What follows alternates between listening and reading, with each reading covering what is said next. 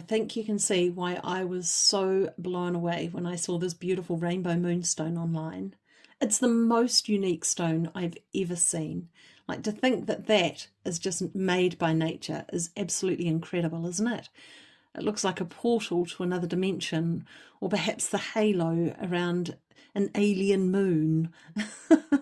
It's just gorgeous. And of course, this pool of water going across the bottom.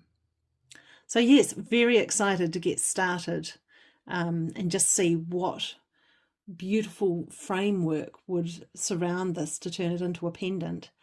But when I got it home, I did pause for a moment. Let me explain for a minute. So rainbow moonstone is white labradorite, and I have a beautiful piece of labradorite here, which you can see is just an absolutely stunning flashy piece. But this piece is quite transparent also, so just by getting it on its side there, you can see the different lines running through it.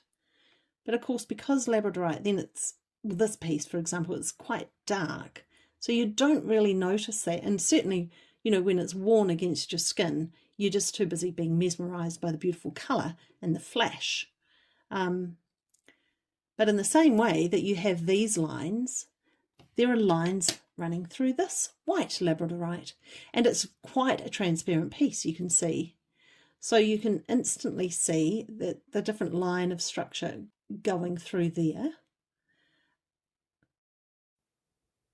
So with the curve of the line running up across the face of the stone, it just looked like a tree, and the whole foreground of the scene with the water and the portal, and it certainly was an integral part of the whole scene.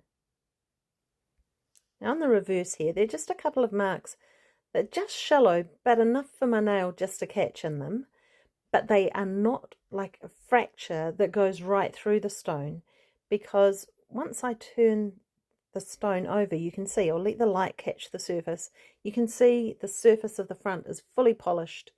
So they are just surface little marks on the reverse. And the final thing I considered was this wee line going through here. Now this is the only section that I did wonder about, because it does go right through the stone, and with the naked eye you don't notice anything, but certainly on my close-up photos and any photos I take with my smartphone, it insists on super sharpening them. So I was actually quite surprised. I had to go and have a closer look to see what is this that the phone is picking up, because I couldn't see it with the naked eye. But there is a line through here, and I don't know if it's even going to show in the video, but on the photos you'll see there's a little bit of colour in there. So I had a decision to make. Do I focus on these perceived flaws, if you like, or do I focus on the immense beauty and uniqueness of the stone? There was the choice, and so you can see what I chose.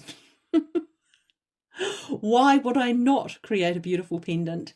Every time I work with labradorite, I don't focus on what could be perceived as a flaw, because that is the very nature of labradorite. So on coloured labradorite, if I have one decision, why would I change when I suddenly start working with white labradorite?